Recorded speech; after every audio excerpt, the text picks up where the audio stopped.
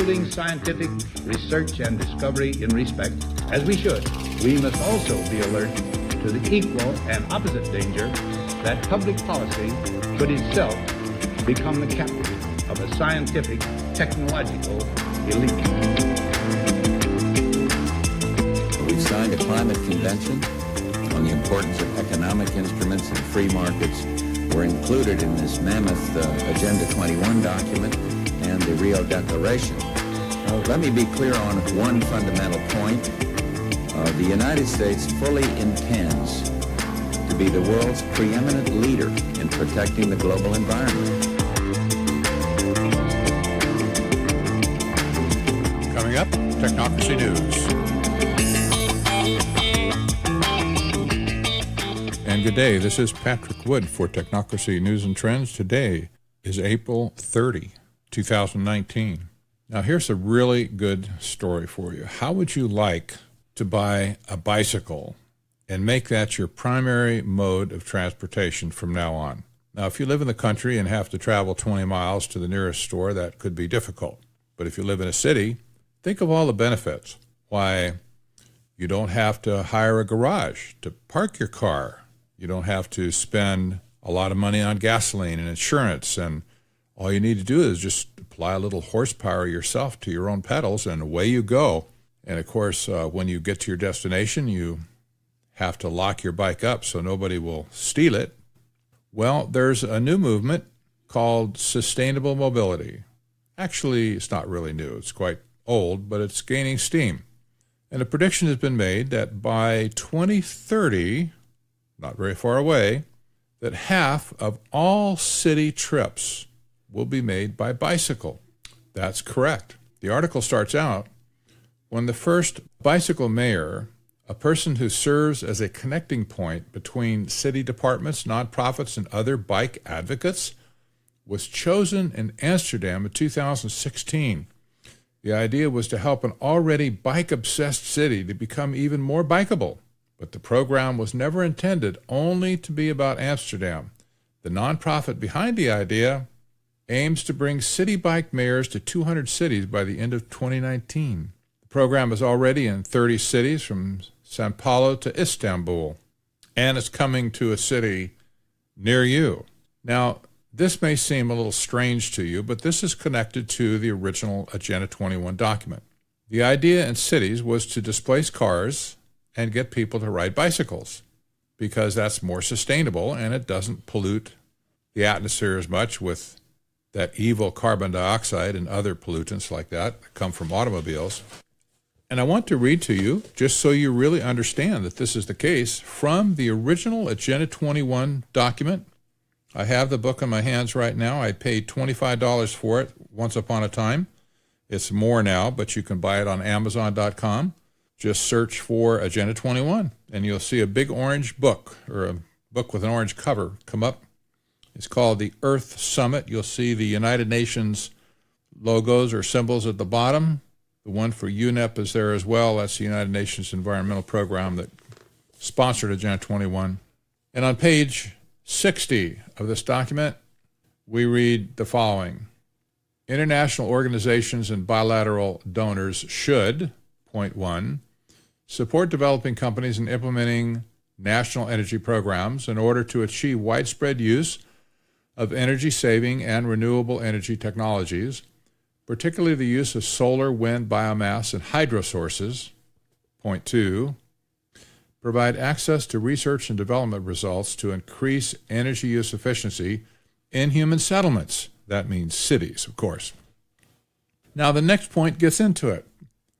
This is 7.52. Promoting efficient and environmentally sound urban transport systems in all countries should be a comprehensive approach to urban transport planning and management. To this end, all countries should, point A, integrate land use and transportation planning to encourage development patterns that reduce transport demand. B, adopt urban transport programs favoring high occupancy public transport in countries as appropriate. C, encourage non-motorized modes of transport by providing safe cycleways and footways in urban and suburban centers and countries. D. Devote particular attention to effective traffic management, efficient operation of public transport, and maintenance of transport infrastructure, which directly points back to the bike paths and walking paths. Now, this was the little stake that was set in the ground back in 1992 to move you out of your automobiles and onto your bicycle, providing your own personal means of transportation throughout the city. Now, some people obviously are in favor of that. They like their bicycles, they like to bike. I don't know how they do that in the wintertime when it's freezing cold or snowing or whatever, but, well, we can excuse those people that just like to ride their bike. But for the rest of the world, we probably don't want to be micromanaged and engineered into being forced to ride a bicycle in lieu of riding in a car or any other means of transportation for that matter. Well, so much for half of all city trips to be by bicycle by the year 2030. We'll see. The next story concerns regionalism. This is a story that I've been tracking for some time now, a few months anyway. It's a relatively new application of overarching social engineering. In this case, it has to do with the Smart Region Initiative. My headline is Regionalism, Smart Region Initiatives Overrule City Councils. Now, this story has brought to light the fact that utility companies are going to play an important part in smart city regions. This is not to say we're just forgetting about smart cities altogether, but the companies that are implementing smart city technology have come across a problem. Imagine that. They have a problem. The problem is city councils. Those pesky little elected officials who think that they have control and charge over the city that they're elected to serve in. Well, they ask too many questions. They ask for information, for details. They want to negotiate their own contracts with these large companies, and that simply is not acceptable for them. So the answer is set up smart region initiatives that will establish policy for an entire region, not just for a city, but for an entire region, and then force that entire region to adopt those policies without first really going through the city council process and the standard process for implementing anything within a city. Just bypass them. This first started happening in the Phoenix area. That's why I got alerted to it. And what's happening here is that a group of nonprofit organizations and Arizona State University have gotten together and simply declared themselves to be the Smart Region Initiative for our area.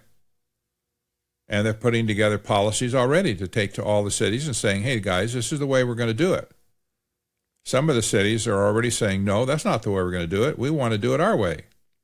And that's where the fun begins. Because the region says, you'll do it our way. The city says, no, we'll do it our way. Who's going to win? At this point, I can almost guarantee you the way that the Smart Region initiatives are being set up, they will win. This is a patently unconstitutional mechanism, governmental mechanism, that promotes and establishes regionalism as a form of government. That is, lording it over the cities within the regions. In the case of the Phoenix area, we have well over 4 million people in this area, some odd 20-plus cities, and the Smart Region Initiative is going to create policy for every one of these cities. And they'll like it or lump it, I'm afraid. In this case, in this article, it's noted that the utility companies are going to have a huge part to play in Smart Region initiatives. This does make sense in a way because utility companies typically span multiple cities and multiple counties. Sometimes they take up a whole state. And so the utility companies that already own infrastructure, like electrical poles and the electrical grid in general. All of these things can be used as a backbone for Smart Region initiatives. So if somebody from the Smart Region Initiative goes and talks to a utility in your area, they will be in a position to make a deal with them to say, look, why don't you implement all of these smart city initiatives in your system, and we'll simply make it all available to the individual cities, and the individual cities won't have a whole lot to say about it. We already saw this happen with smart meters, by the way. When the smart meter initiative started back under President Obama in 2009, nobody asked for smart meters. Nobody wanted smart meters, really. There was no market for it, even though the meters had been around for several years. Nobody wanted them. But President Obama threw money at it, gave it to the utility companies, said, hey, go out and install smart meters, do some pilot projects, and let's get this thing going. That's exactly how it got going. Money showed up, utility trucks rolled, smart meters were installed. In many cases, the consumers never even had a clue that there was a new meter on the side of their home or business. Just showed up. Well, they're in a position to do the same kind of railroading again. In this case, instead of smart meters showing up, you might well have a network of 5G transmitters show up. Just boom, they're there. Well, how did they get there? Well, the utility companies was contacted and contracted, and they just snuck them in and put them up and said, hey, those are our poles anyway, so get out. We can do whatever we want with our infrastructure. And the public will wonder, how did we get on the sideline here with this whole process? The Smart Region Initiative is being spread throughout America like wildfire. It started here in Phoenix. Cities across the nation have been watching what's happening here in Phoenix. We're hoping soon to be able to throw somewhat of a monkey wrench into the system. We'll see. If we have any success, I'll let you know. The last story is a follow-up on one posted a few weeks ago on Technocracy News, and it has to do with the Rockefeller Foundation. Now, there's a name that you probably didn't want to hear today, but the Rockefeller Foundation had previously had a very expensive program that they were bankrolling called 100 Resilient Cities. And this was an exercise around the world in improving resilience in cities. That's resilience to things like disasters and so on. But resilience is a program of the United Nations. That's one of their sustainable development goals, by the way, to make cities more resilient. So the Rockefeller Foundation took up the task. Some years ago, they created the 100 Resilient Cities Initiative, and away they went. Threw a lot of money at it, opened offices in different parts of the world, and then abruptly, a few weeks ago, they announced that they were closing down their 100 Resilient Cities, and instead they were giving it over to the Atlantic Council. The Atlantic Council is another nonprofit organization, traditionally a think tank. But this is interesting. This article says now that we know this, we can see the details coming out. The Atlantic Council and Rockefeller Foundation, the article reads, announced the launch of the Adrienne Arsht Rockefeller Foundation Resilience Center. Now that's housed, mind you, within the Atlantic Council, which seeks to enhance the resilience of 1 billion people worldwide by 2030. It is the successor of 100 Resilient Cities, nicknamed 100RC, the Rockefeller Foundation's former resilience effort that is to be disbanded effective July 31. So just in a couple of months, the Rockefeller Foundation operation is going to shut down. It's been handed over to the Atlantic Council. The article continues, in addition to a $30 million grant from the Rockefeller Foundation, the new Resiliency Center received a $25 million gift from business leader and philanthropist Adrienne Arsht. In a press conference at the Atlantic Council in Washington, D.C., Arsht said the new center is part of her aim of, quote, improving the state of the world in measurable ways. To me, resilience is a way of thinking. It's how you behave and how you see the world, she said, adding that she hopes the initiative will become a global center for resilient solutions for people, systems, and institutions. The center's director, former Bank of America executive Kathy Bogman McLeod, said the new initiative will be focused on 100% implementation, while 100RC was more focused on planning and building. She said it would look to use evidence-based solutions and best practices that can be copied at scale and help them encourage the partnership and financial backing such plans require. Now, I said at the time when this was first announced, that the Rockefeller Foundation was disbanding 100 Resilient Cities, I indicated that the plan was hardly dead, and if anything, it was being put on turbocharge, and now we see that's exactly what's happening. The Atlantic Council has taken the program, they've expanded it, gotten more money to fund it, and they're taking it to the next level. That's all. So whatever type of a handshake deal was originally made with the Atlantic Council, I want you to know that these two organizations have been closely linked since at least 1973, when the Trilateral Commission was formed by David Rockefeller. Back in that day, when Professor Anthony Sutton and myself wrote Trilaterals over Washington in 2 volumes, we wrote a lot about the Atlantic Council and how they were fundamentally involved with the Trilateral Commission's goal for setting or establishing a new international economic order. I looked down the membership list of the Board of Directors of Atlantic Council, and I see basically nothing except global elite, global elite, global elite, many of whom are members of the Trilateral Commission even to this day, by the way. There's quite a few directors. They meet, they vote, they direct the organization, they promote the organization as well. But just some of the people that I see on the list, I'll just read a few names. Brent Scowcroft is one. He's chairman emeritus. He was a member of the Trilateral Commission. Stephen Hadley, Robert Abernathy, Walter Slocum, H.R. McMaster, Dennis Blair, lots of people from the intelligence community here, Philip Breedlove, Joseph Nye, not only member of the commission, he's also the president of the Council on Foreign Relations, Michael Chertoff, remember him, Wesley Clark, David Petraeus, lots of military people here too, Dina Powell, Paula Dobriansky, Paul Stern, Henry Kissinger. There's a name you recognize. Now, it's interesting to note, this is the point you just have to see.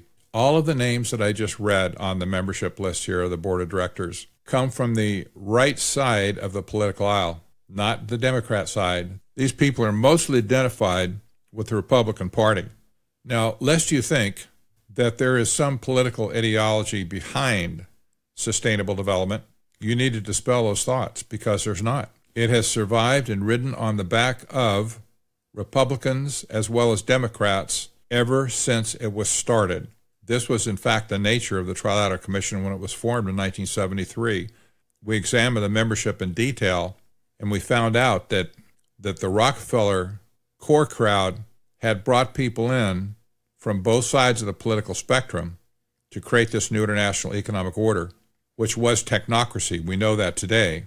But this new international economic order was not to be defined by anyone as a political movement of the right or the left.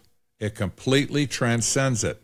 And people who are looking at the left-right divide today, whether it be in the political system of our country or in the functioning of these programs like 100 Resilient Cities, these programs have no political ideology. Technocracy is the ideology. So here we have a major right-of-center think tank policy organization, the Atlantic Council, taking a major part in the world of sustainable development by sponsoring, developing, and promoting the 100 Resilient City program all over the planet in conjunction with the United Nations. I'm Patrick Wood for Technocracy News and Trends. Have a great day.